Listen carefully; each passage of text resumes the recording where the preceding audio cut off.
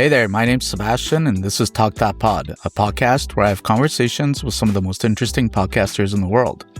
My guest today is Joni Deutsch. Joni has spent 15 years shaping the way we discover, grow, and think about podcast promotion. She's the Senior Vice President of Marketing and Audience Development at the Podglomerate. It's an award-winning podcast agency that has helped shows from PBS, NPR, Netflix, Harvard, and many others reach hundreds of millions of listeners. Joni, welcome to the show. Sebastian, thank you for having me. Of course. Okay, so first question. So you lead marketing and audience growth for what seems to be a pretty diverse set of podcasts, everything from larger organizations as well as independent shows. I'm curious, is there sort of a universal playbook that you run for promoting a lot of these podcasts, or is the plan different for every show?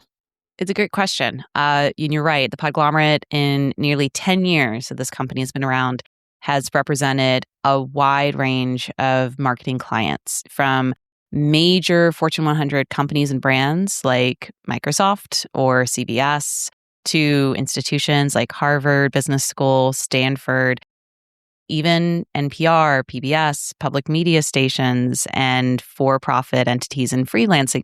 The list goes on and on and on. But the point being that when we approach a marketing campaign or an audience growth and strategy campaign for any show, there's some basic tenets of that work. The first and biggest one is that we need to figure out, from the client's perspective, what are their goals with this campaign? Their goals may be very different. Maybe their goal is to get to the top of the podcast charts, or to be featured in a major media outlet, or maybe it's just simply we want to grow our show's audience. We may not have the exact number, but we want growth for the show. So once we have that understanding in place, then the pillars of our work are pretty standard, but we can customize them based off those specific goals and also what the client would like us to do. And those pillars basically are 6 elements of work. One being publicity. So the fact that we look at ways to position the show and or its host or episodes for feature coverage and media outlets and email newsletters like Find That Pod, to be able to talk about the show or interview its host. We also do marketing. So we look at what are the ways in which the show, maybe it's a major outlet, has all sorts of channels: social media, website, newsletter, radio, television app, to be able to optimize those channels to adequately promote the show and leverage its pre-existing audience to come to the podcast feed. Our third pillar of work is cross promotions. So looking at other podcast entities and how we can cross promo with them. So 30, 60-second swaps, trailer drops, episode feed drops, and like. The fourth being podcast apps. So we have strong relationships with Apple, Spotify, and the other editorial teams at other apps that we can see about securing earned features, those carousel features, the collections during specific times of the year.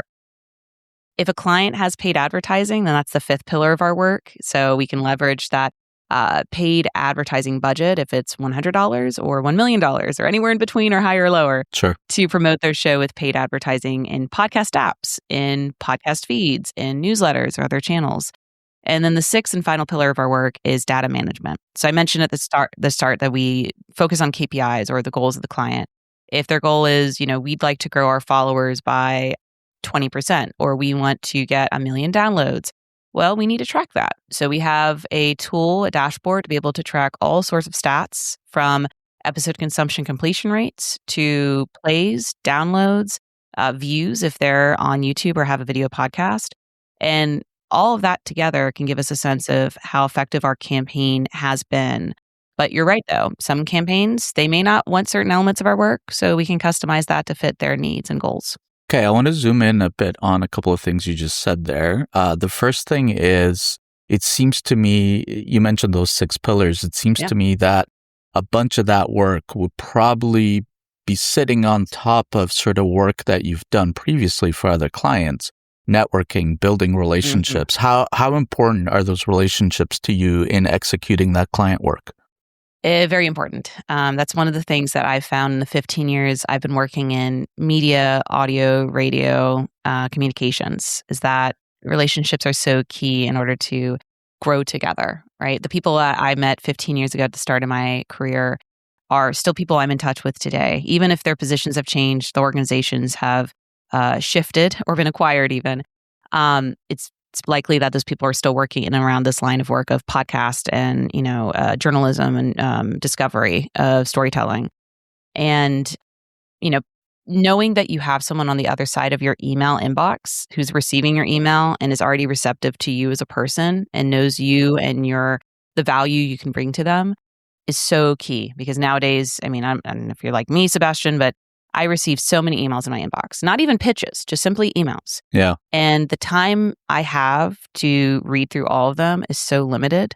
So when I see an email from an individual I know that's asking me a question or requesting a cross promo or an editorial exchange, that means more to me, and I'm going to click on that and be able to do something with it versus someone that I have no connection with. And that's a relationship I would start from the ground up, and that's trust I have to build. Sure. So that's a big tip for anyone listening, is that if you are wanting to get into publicity or marketing communications, even just little touch points you make with someone, like a LinkedIn follow request that you then follow up on every few months to say, hey, how are you doing?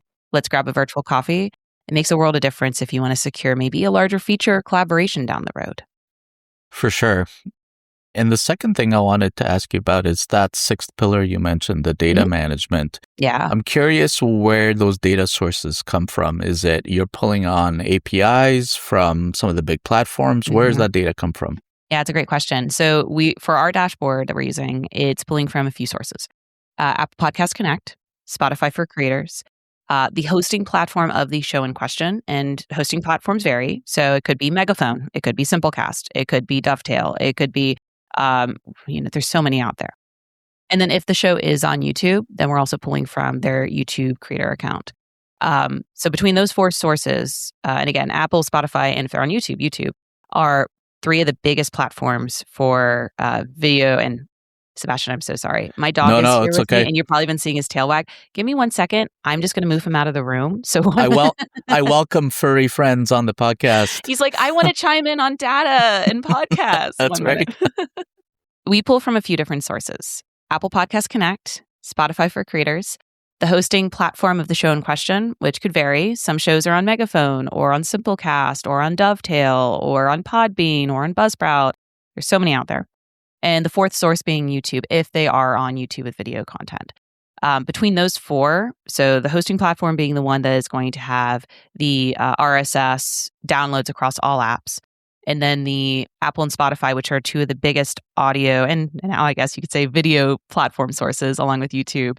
That gives us a wide array of metrics to look at for how the show is performing, not just for marketing purposes, but for production. So for instance, with episode consumption completion rates, we're able to see, well, on Apple, the show is getting maybe 40% completion. And on Spotify, it's getting 35%. And on YouTube, it's getting 10%.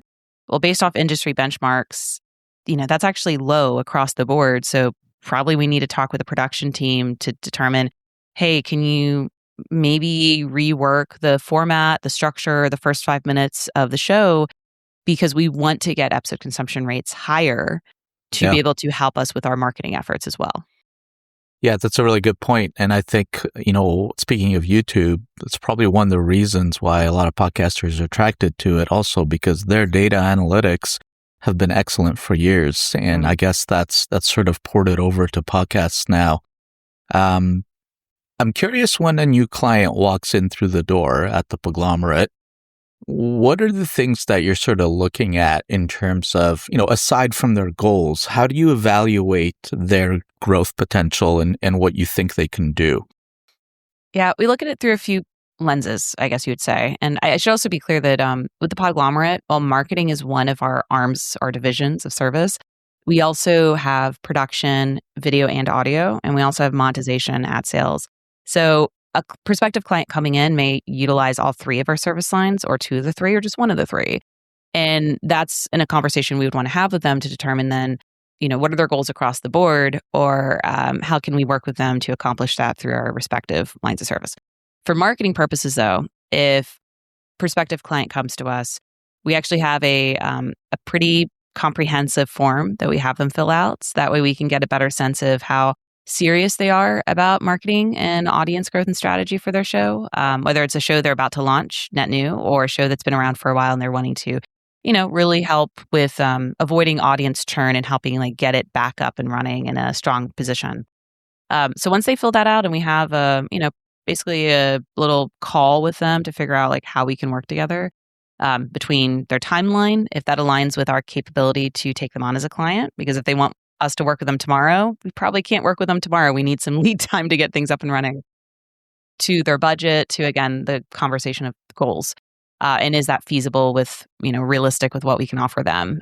That's when we take it from there to determine, do we move forward together? Or do we just simply say, hey, we're happy to stay in touch about cross promotions or other things. Going back to the relationship conversation, sometimes we have prospective clients that for whatever reason don't work out. Well, we're still in touch with them. Maybe we do a cross promo, a fee drop, a guest swap down the line.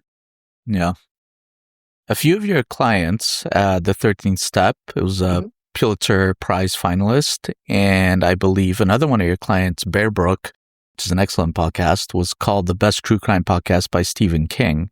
Mm-hmm. So when you have a show that achieves that level of sort of recognition, does the marketing strategy kind of change or kind of latch onto that a bit more? Do sort of awards for shows kind of move the needle on listenership?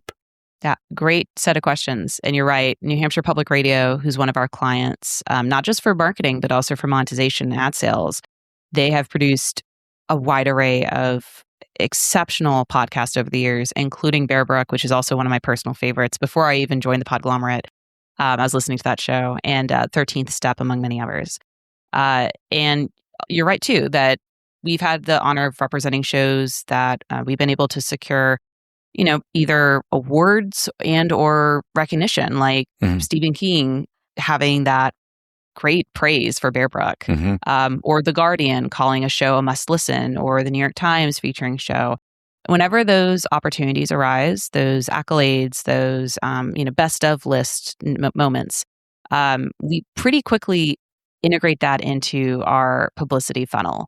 So, for instance, if a show was named one of the best of 2026 by The Atlantic, we would immediately take that reference and put it into the next round of pitches we'd be sending out to podcast apps, to cross promo partners, to media outlets to say, hey, since we last spoke, not sure if you saw exciting news, our show just got featured on this list or by this entity. Would you also like to feature them? Would you like to talk to the host of the show? A crowd attracts a crowd. So when we're able to see a feature, we are pretty quick to say, well, that's going to go right into, feeding the marketing machine, if you will. As for awards, I think awards really depend on the goals of the client. So I've been a juror on a number of these awards. I have won a few of these awards. I can see the impact and value of a show entering themselves into a category or into an awards competition.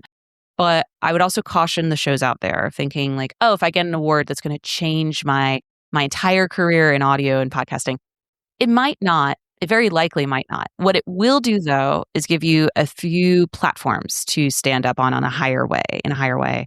One being you are getting your show out to people that are probably stakeholders in a larger position in podcasting. So, for instance, jurors who are executives at companies or high-level, individuals, they're reviewing your work. And that might not be someone who naturally knows about your work or listens to it or sees it. So when you enter, you might have someone like myself or others listen and think, oh, I'd love to get in touch with the show to see about a cross promo or to see about acquisition or distribution or monetization. So that's a positive. And also, awards do attract acclaim to some degree. Podcast apps actually like to create categories and collections for winners when those winners are announced. Pocket Cast, Apple Podcasts, and a few others. So if you do win an award, like a Webby Award, a Signal Award, an Ambi Award, it's possible that you're going to get a podcast app feature from it or another feature from a media outlet. And that's press and publicity that, as I was just sharing, you can leverage to help grow your show with your audience. So, it's not necessarily going to cause you to gain 100, million listens overnight. But if you're strategic about it, if you're wise, then it could probably do you some good. I know it's not all of them, but I've definitely seen some podcast awards charge for entry, whatever that may be. I'm wondering how you feel about that, because I have a particular opinion about it, but I'm curious about yours. Yeah. And we have, for those curious, we have a list of podcast awards on our website. If you go to podglomerate.com/media, it's a pretty comprehensive list of the ones that we would recommend as like, let's say high level awards or reputable awards, ones where there's some weight to it because of the jurors, because of the previous winners and entrants. That I have been seeing media awards and journalism awards for many, many years that usually at minimum will cost, $25, $50 for an entry. Even some of the most prestigious media journalism awards have that cost. They're not free.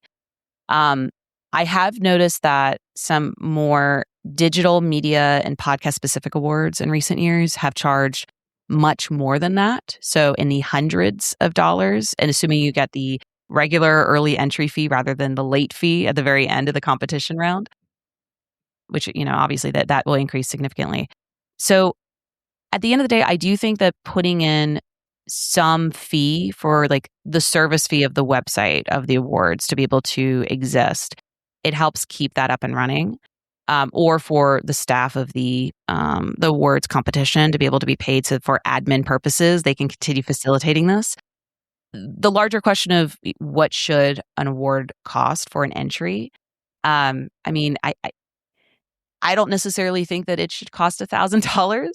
I would think that we want to keep things affordable because there's so many great podcasts out there. Some of them are independent podcasts or indie podcasts, smaller podcasts. They're not the New York Times of the world. They're not the NPRs or the major networks or, tech bros.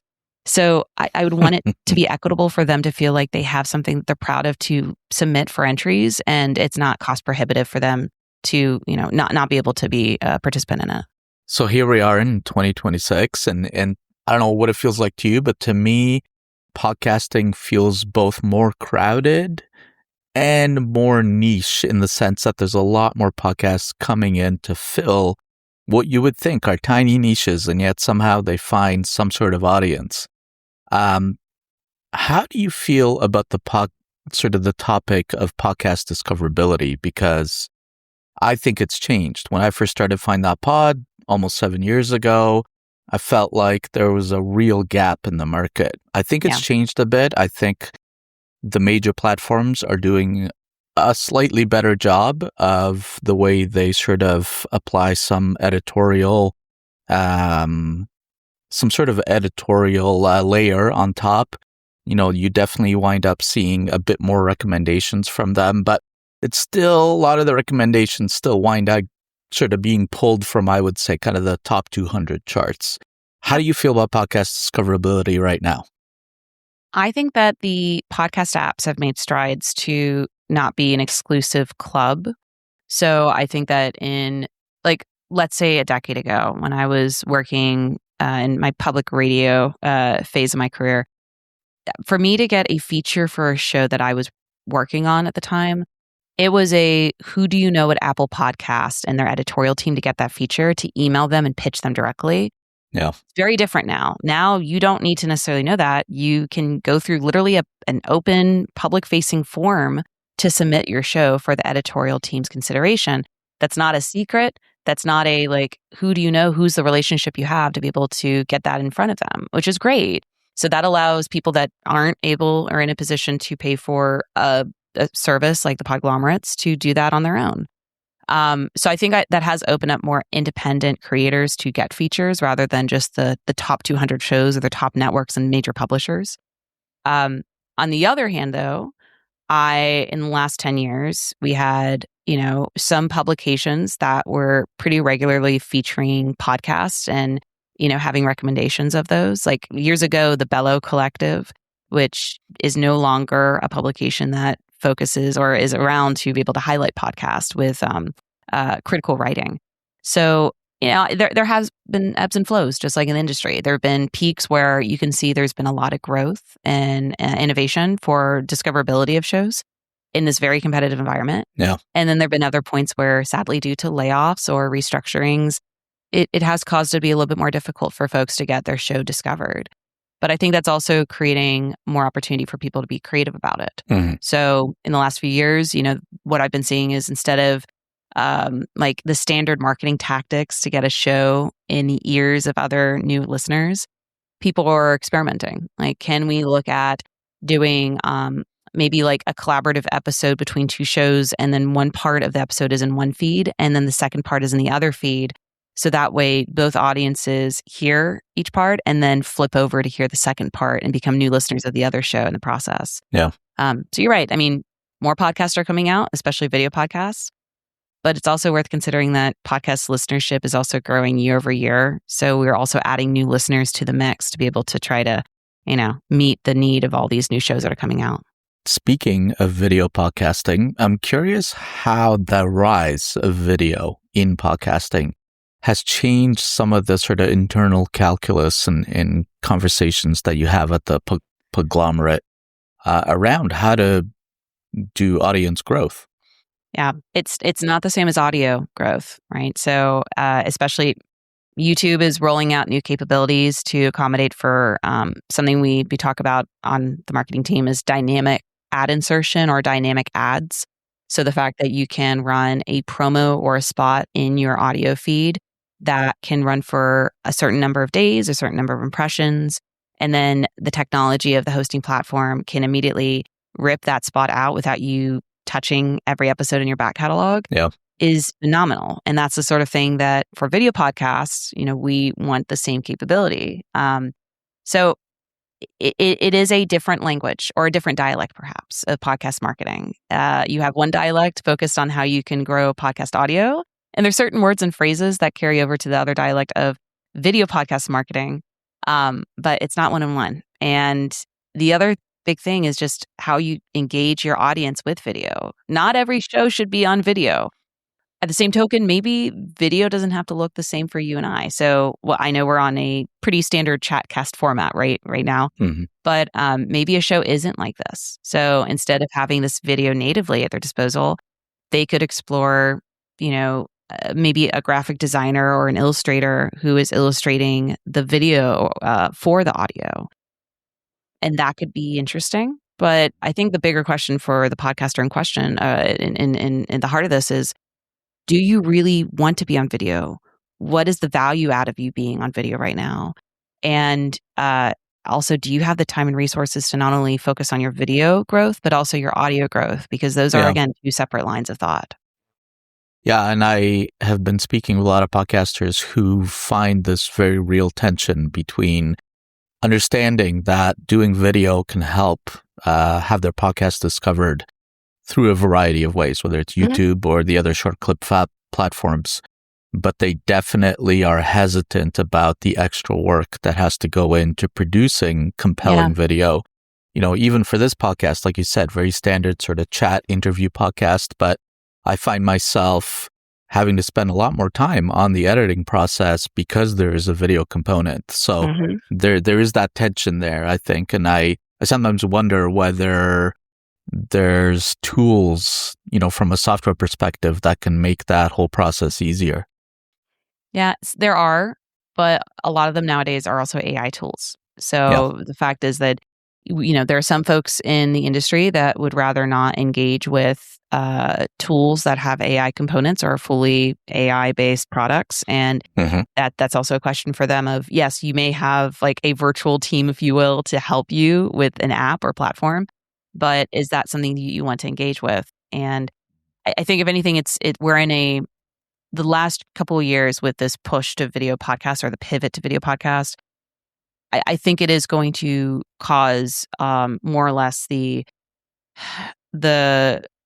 shows that have the capabilities and the budgets to accommodate for video are going to continue to scale up versus the shows that are more independently funded and are not with a major publisher. It's going to be hard for them to catch up. And so we may be seeing that shrinking of, what would you say, the podcast middle class, I guess, because of this growth in either direction. I worry a bit about that, to be honest, because that middle class is sort of where a lot of the great podcasts live. So I think that's kind of a challenge for the industry. Yeah. I want to switch gears a bit and really kind of dive in on some of the nitty gritty of podcast promotion, because I think at least some of my audience are definitely podcasters themselves, and they tune into this show for, tips. So, Joni, if someone launched a podcast tomorrow with no audience, they could port from somewhere else, maybe very little budget, what would be the first few things you'd tell them to do? I would first say and ask, who is their audience? And that audience answer could come in many forms. So maybe it's that my audience includes individuals that are based in San Antonio, Texas. Or my audience includes 18 to 30-year-olds who love anime.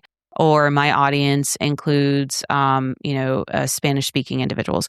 Whatever you would imagine your audience to be, I would say let's then focus on where that audience is. Mm-hmm. So if they're based in a certain city or state or region or country, then I would want to look at ways in which we can cross-promote the show with other podcasts that are based in that neck of the woods. Because again, that's likely where your audience is. So for me, based in North Carolina and Appalachia in the Southeast, there's a wide variety of shows of all types that are based in and around my neck of the woods. I would reach out to their shows, their producers, and say, hey, would you like to collaborate on a guest episode or a cross promo where I promote your show for 30 seconds on my feed and you do the same for my show and your show, which are all free tactics. So these are not things that you have to pay for, and they're pretty lo-fi. So you don't have to have a lot of technical experience. You just need to know how to work an email, find an email address for someone, and then exchange scripts between the two of you. Yeah.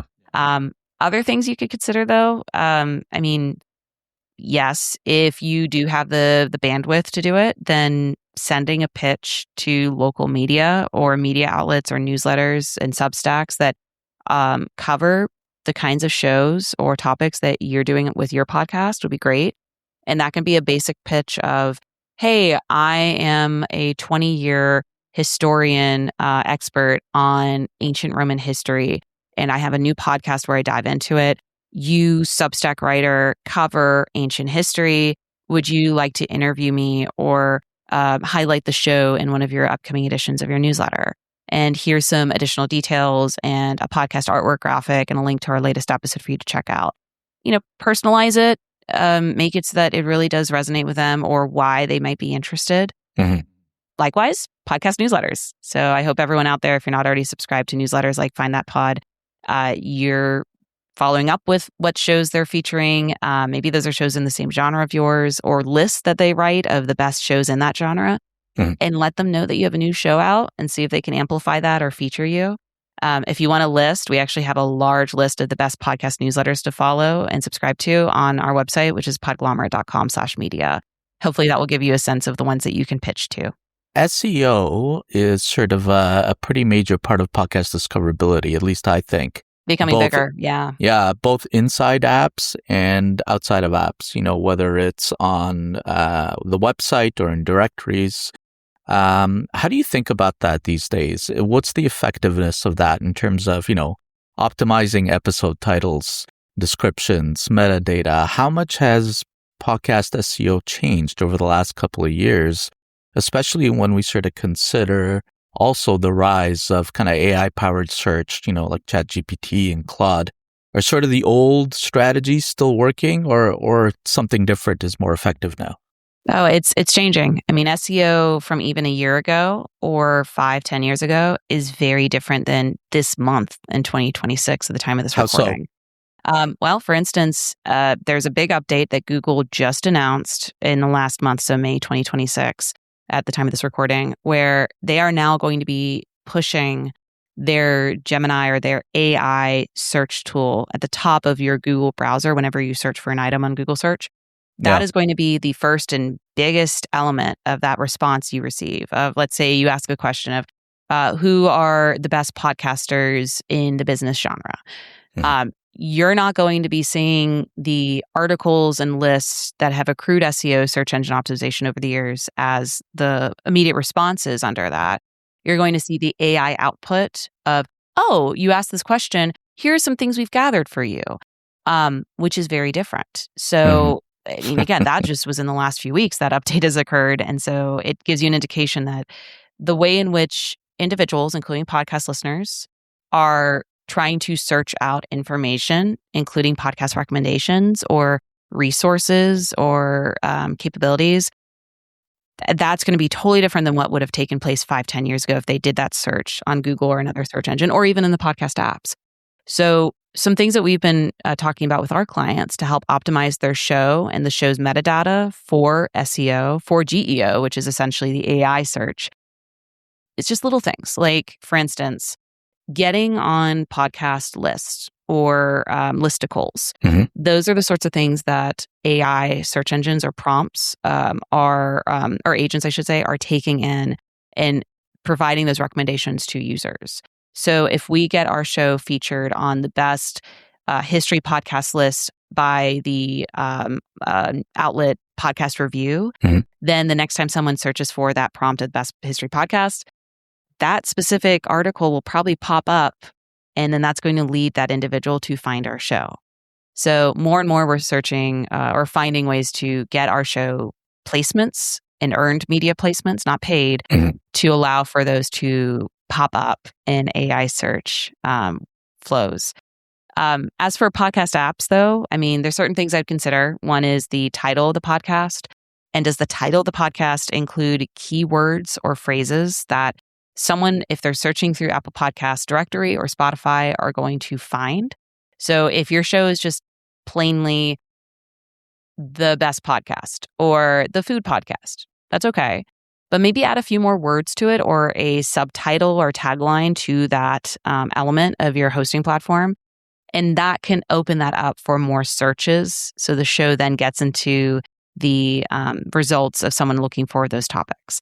Likewise for titles of episodes. So if you're not including the name of the guests or the names of major brands or organizations or keywords in the titles of your episodes, do that. Make sure you do that too.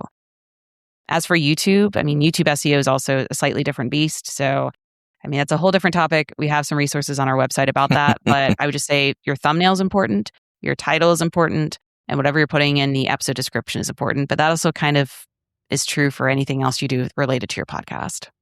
Sure. Yeah. It's going back to the topic of Google, it's really sort of the coming death of that sort of 10 blue links, right? Mm-hmm. Yeah, that's it. It seems like Google is trying to do everything they can to keep people on Google without, linking out to anybody, right? And it's, I think it's a real crisis for publishers and media companies, and they're having to scramble to figure out, okay, well, are we now assuming that Google is no longer a source of referrals, a source of traffic? And given that, I'm actually curious because I've been following the Podglomerate for quite a while, and I have a background in marketing as well, and I've taken a look at sort of a lot of different podcast industry websites, including the Podglomerate, and sort of your how much traffic you get from Google as well. So I'm curious how you're thinking about that internally, knowing that there's this potentially huge source of, I don't want to call it free, but because, you have to create content in order for Google to link to you. But you essentially have this big source of traffic that is potentially on its way out. And I don't know, whether that organic search traffic has led to landing clients for the Podglomerate. I would assume yes. So I'm wondering how you're thinking about that internally. Yeah. In addition to overseeing our marketing client work in our department, I also am in charge of the marketing for the Podglomerate at large. So getting us at South by Southwest over the last 2 years, or speaking at other major events or awards we receive for best podcast companies. How do you get any sleep, Joni? Between that and the 2-year-old and my family, I get like an hour. Wow. I actually get a fair bit, but but your note though is true. It rings true that it's not just us marketing our clients. It's also how do we market ourselves as a leading podcast service company for production, monetization, and marketing. And in the last 2 to 3 years, we've really been prioritizing that. So us having an updated website that is filled with keywords. That includes also an arm of our website, which is the blog I've been mentioning. So us having recurring resources, updated resources, from articles to gated pieces of content to webinars that we put on our website, press releases. and they're optimized for all the things that we were just mentioning, for SEO, for GEO, for AI searches. Fun fact, if you go to our website, which is podglomerate.com, and you go to the very, very bottom of the website, you'll actually see a little link and you can click on it and it says AI, check this out. And basically that is a dedicated page on our website where if an AI crawls through ChatGPT, Perplexity, what have you, they can immediately grab information from that part of the website to plug into their outputs for individuals. So, we have prompts of, hey, AI, if someone asks you who is the best podcast production company, who's the best podcast marketing company, the AI can basically take that and pull it and make it known if someone were to ask AI, what is the best podcast production company I should work with? Sorry to interrupt. No, since you've implemented that, have you seen it working? Is it being effective? We've been receiving, in our website, there's a specific page that's the basically the client inquiry page. So podglomerate.com/contact. So if anyone wants to work with us or put in an inquiry, that's where you do it. What we've been finding is on that website, there's a little form that says how did you find us? And that alone, we've been getting more and more people saying that they've been finding us through AI.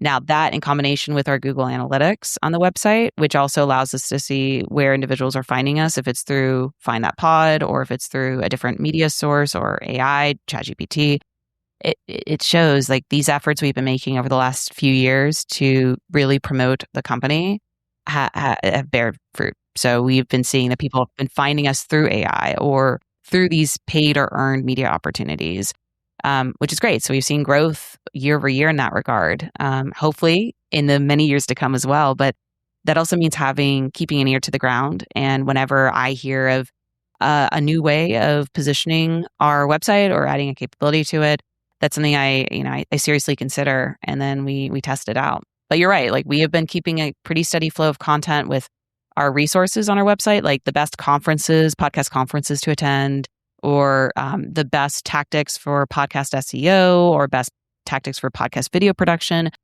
Those have really helped out, not just for SEO purposes, but also simply when a client or prospective client asks us, hey, I'm curious, what are your thoughts on attribution platforms? Mm-hmm. We already have that resource built out. Yeah. We don't have to repeat ourselves. We can say, oh, that's so great you ask us. We actually have an article on that. Here's the link to it. Check it out. So it buys us back time in that way too. Yeah, and it sort of shows your thought leadership and kind of a real deep understanding of this work. Speaking of paid audiences and paid acquisition, I know for some time at least, the kind of general consensus has been, at least for independent podcasters, stay away from that. I just saw an article that Ariel Nissenblatt posted recently about paid advertising and how she's starting to change her mind as well. Facebook ads. I saw that one. Facebook ads. Yeah. And I've also seen you sort of warn against relying entirely on paid acquisition, which of course I think that makes sense.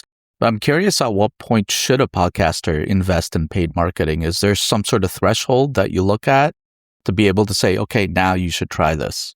Yeah. If you're an independent podcaster, and your time and budget are limited, and maybe you're just starting out, right? So this is maybe V1 of your podcast, and you're not really sure if this is really the final form and shape of it because you're still experimenting with the recording equipment and the format, and you as a host for the first time being on microphone. I would caution that individual to not invest in paid advertising because you're effectively throwing money potentially into a fire. It's going to burn up very quickly. That's not the right time and place to do that. So I would say first is the podcast at a point where you feel like this is a good thing to position in front of people. It is solid. It is consistent not just in the format, but also in you releasing episodes every week or every other week at the same time and keeping that workflow up. And do you have the money to be able to dedicate to it? The other thing is just, again, I feel like this is a broken record moment, but the goals. If your goal is growing retentive audience versus growing, new audience that may not be retentive, because there are advertising platforms or sources out there that will take your money and it may be very inexpensive, but the results of it may be more of a vanity metric where you get, 100,000 listens overnight. Amazing. You get to the top of the charts. Great. But in order for you to continue on that track, you have to continue to feed the beast with money to keep it sustainable. And that's not really, those aren't real people. Those are, maybe one-time listeners. They may be bots. But that's what I would just say, that do your research. We have a lot of paid spend opportunities out there. If you want to do them with podcast feeds, if you want to do them with podcast apps like Pocket Cast will have paid spend advertising on them, or Podcast Addict or Overcast. But go into it knowing a little bit about what you are as a podcast and also what you're going to be getting out of you investing your money in this. Good advice, I think. Okay, I want to switch gears again, and I want to talk about podcasting, sort of its place in our society. You've been in the industry for a long time. Yeah. I have seen you say that, when we look at the 2024 election, that's often cited as sort of the podcasting election. Yeah. And that moment sort of changed podcasting a bit in the sense that it became sort of a primary battleground, I think you said, for political discourse and voter engagement. I'm wondering how you feel about that now, because I have mixed feelings on it. Obviously, I love podcasting. I love the fact that it's a system to sort of democratize access to an audience. I can create a show like this and have access to an audience. I wasn't able to get my own TV show or radio show in the past, right? So I like that part of it, but there is potentially a darker side to it, and it's, as you said earlier, the podcast bros. In some ways, podcasts allow people a platform to spread misinformation and disinformation and have an influence because they develop these sort of intimate relationships with their audience. They have this parasocial relationship. They're in people's ears and therefore their brains. They yield a lot of influence. I'm wondering how you feel about that and how you see that's going to evolve going forward. You're right. And even in the last week at the podcast show in London, which I was speaking at about marketing publicity podcasts, there was a session on AI podcasts and the proliferation of them and how there are so many AI-generated podcasts out there now compared to a year or two ago. Yeah, I spoke to James Cridland about that recently, and oh boy, he had some opinions. Yeah, and at the event, Janine Wright, who is the head of one of these new AI podcast companies, actually came out to say, starting this month, we actually are going to stop having AI-generated podcasts that are saying that they are medical experts or legal experts, which, again, you would think the AI didn't go to law school, the AI didn't go through residency in medical school. Why would they say that they're a medical expert? They're not. Yeah. It's not the same as being a doctor or being a lawyer or being whatever educated individual. So, you're right. Misinformation, disinformation, or the positioning of sources where they feel like, well, I'm a reporter, I'm a journalist, or I'm a radiologist. It's like, you probably aren't, but you have a platform. And having a platform and maybe having the appearance of having larger weight in audience and credible guests coming on or high-level guests, it gives you the appearance of power, and people then think, oh, I should trust your opinion because of it. And that's scary. That is one of the kind of darker sides of just a larger open source media system, is that you have the good being fact-checked, credible sources of information, inspiration, and then the other side being unchecked. So there's no FCC coming in to say you can or can't do this.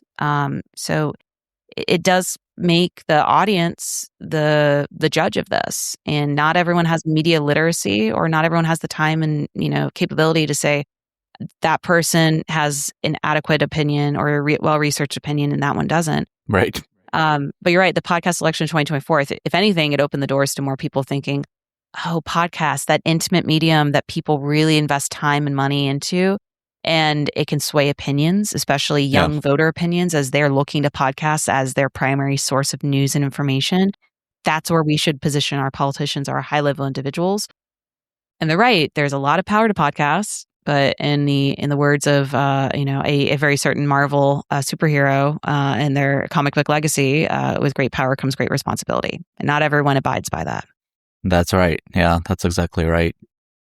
Well, speaking of AI, I think one of the things, at least I saw at South by Southwest, that one of the themes that kept coming up was that in the face of AI, one of the structural advantages that podcasters have is this authenticity, the realness of it.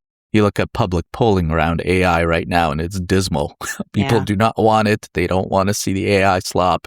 They just don't. I sometimes feel like, people that are kind of terminally online, probably like you and me, we live in a bit of a bubble, right? In the sense that, we see AI, we probably use it in some sense.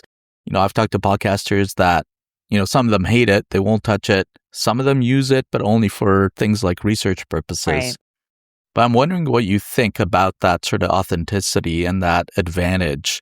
How do you reckon with that idea? AI is here. Who knows how long AI will be here for? I mean, this does remind me of, in the last decade, we had NFTs as if like NFTs were going to be the big and only thing. Everyone should invest in this. And now we see where NFTs are now. Yeah. So there may be a bubble. The bubble may burst in this AI, sphere. But until then, it is the new trendy thing. And, for better or worse, it also can be helpful. Helpful in the sense that if, you're wanting a very quick shot of information that is directed to exactly what you're needing. So if I'm planning a trip to Tennessee and I want just, give me some resources on this or an idea, an itinerary, it'll give me some ideas. I personally am going to fact check it. I'm going to vet it. I'm going to also edit it. I'm not going to take it as the V1 and final version. But that's also because I know the limitations of AI, and there's going to be hallucinations in AI. It's not infallible. So at this point, if you're using AI, I'm not going to fault you for it because AI can be helpful, especially as an assistant rather than a full-time employee. Yeah. Or an intern rather than a full-time employee. Sure. But if you're using it and only using it for certain elements of work, I would just strongly encourage you to think through, is this AI individual that you're hiring effectively really doing something that is never going to have edits or errors? Yeah. Because even humans have edits or need edits and have making errors. So I wouldn't fully trust the AI to do something that I could probably do myself. Yeah. Okay. Given your experience and, your sort of intimate knowledge of the podcast industry, if there's one thing that you could change about the current sort of podcast ecosystem, what would it be? I going back to our original conversation or earlier conversation around fact checking, I wish that there was more of an automation to fact checking through the platforms. For instance, in recent years, you've probably seen on social media like Instagram where a caption may come up on a post or video of a creator to say, hey, their claim that aliens are riding dolphins in the Atlantic Ocean is unfounded and there's no proof to it. That sort of thing could be very helpful in the spread of disinformation, misinformation, especially as we gear up for the midterms in 2026 and the next presidential election in the US in the next 2 years. Yeah. Because it is ensuring that an individual clicking on something, a source of truth, the perceived truth, there is actual validity to it or not. But that's just me saying that from my editorial journalism background, that I'd love to see that take place. Sure. Otherwise, I'd still love the human elements of podcasts to remain. So while, again, the AI conversation, it can be helpful to some degree, there's a reason why people listen to podcasts and turn to podcasts. And it's because it feels like you're growing and deepening a relationship to another side of, the human ecosystem in a way that you may not be able to see in person for any number of reasons. And if we infuse AI into that and make it AI voices, that's not intimacy with an AI or with a robot. That's just removing it entirely. So that's one thing I just want to say is centering human voices and the human hands that are making these shows come to life. Yeah. So do you think that fact-checking system, whatever we want to call it, do you think that responsibility should fall on the platforms like Spotify and Apple, or do you think it should be the hosting companies or the publisher themselves, the podcaster? I mean, ideally, it'd be the publishers and the creators of the shows and the producers and the hosts. Realistically, some of them, and I've heard them speak at many conferences, they do not feel like it's their place to fact check. They think that whatever, they think that, I am positioning myself and my views and my opinions, and whomever's listening should take that with a grain of salt. But this is what I believe in, and the people I bring on my show, even if they are conspiracy theorists, like I'm bringing them on because I want to hear from them. Well, the issue is when you put them on a pedestal where 1 million people are listening to them, that's doing more than just talking to them. That's actually saying, listen to them. They have a credible thought we should consider. So ideally the fact checking would come directly from the individuals involved at the heart of the production. Realistically, I think that is actually more of a hosting platform or app or larger distribution platform, item that would probably come with automation, but right. It's the ideal versus the reality of it. But do you think that, taking that hands-off approach, Apple, Spotify, hosting platforms, whatever, like you said, saying, we don't really want to do this. It's not really our job to fact check this stuff. Do you think that potentially will invite, more things like regulation? Let's say we get a Democratic administration 2 years from now. Do you think given podcasting's sort of growing influence and importance, like we were just talking about, in the realm of influencing, young minds in their political views and so on, do you think that will potentially invite some more stringent regulation of podcasting? Well, I not to get too much in the weeds, because I want to be very clear here. I am not an expert on politics or even the FCC versus big tech. So let me give you my disclaimer of where I'm coming from with my fact checking. But I would think that depending on the administration coming in to power in the coming years, the FCC could be a lever to employ for podcasts, because the FCC, as of right now, really does not do anything with podcasts to, get them in shape compared to like what we've been hearing in recent months of the FCC coming down on Jimmy Kimmel and the FCC coming down on certain broadcast cable news outlets. But we all know that's politically motivated, right? Yes, exactly. I do think that maybe there could come into question, we've also seen in recent years that Mark Zuckerberg and Facebook and other social media entities have come to Capitol Hill to, have their hearings on whether their platforms are really set up for the safety and security of people using them. Maybe that could happen with podcast distribution apps and platforms. And the same note of, hey, you are making podcasts or you are distributing podcasts that are causing a swell of disinformation. Do you have any response to that, or how are you going to fix that? Yeah. I think it's an interesting question. I think it does go into the ethics of like, who is the one really responsible here, and or is it everyone, and everyone has a role to play in it? Yeah.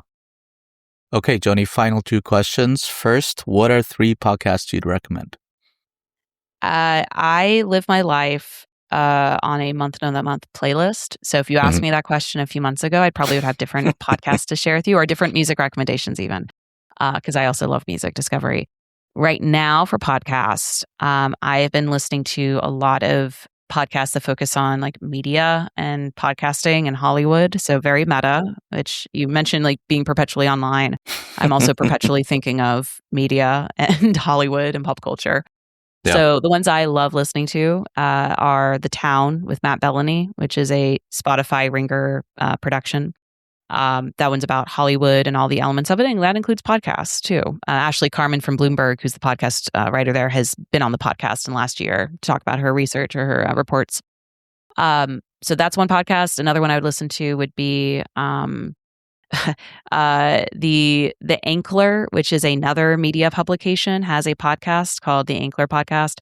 Another good one if you want to deep dive into what's happening in creator economy in Hollywood and television and beyond. And then third and final one, kind of the same, but maybe the cousin of it, the Lonely Island Podcast, the Seth Meyers and Lonely Island Podcast, where comedian late night host Seth Meyers and the trio behind the Lonely Island from Saturday Night Live they rehash all of their digital content they produced over the years through Saturday Night Live. So that's interesting only because it goes through how they were one of the first creators to go big on YouTube with their Lazy Sunday sketch. And from that point on YouTube to where YouTube is today, or digital content and skits, it's amazing to hear the transition and evolution of it. And hearing the behind the scenes moments of the production is really intriguing. So those are the three I'd recommend. Amazing. And finally, where can people find you online? Well, they can find me on LinkedIn if they so choose. I'm Joni Deutsch on LinkedIn. They can also follow along the Podglomerate. So we have a free email newsletter that goes out every other week with all kinds of resources, events to bookmark, episodes of shows that can help grow their podcast literacy and industry knowledge. And they can find that along with all of our resources on podglomerate.com or podglomerate.com/blog. Amazing. Joni, thank you so much for coming on the show. Sebastian, thank you so much for having me. Of course. All right. Thanks for listening to this episode of Talk That Pod. Make sure to follow us on all the social places.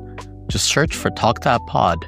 And if you're not subscribed yet, this podcast is also available on YouTube at Talk That Pod Show. Also, if you liked what you heard, tell your friends about it. And if you really liked it, give us a follow or subscribe on your favorite podcast app. And if you're a podcaster who wants to come on the show, go to talkthatpod.net and submit a request. Finding great podcasts is hard. That's why you should also check out Find That Pod. It's a podcast recommendation newsletter I write every week, bringing you 5 amazing new podcasts you should listen to.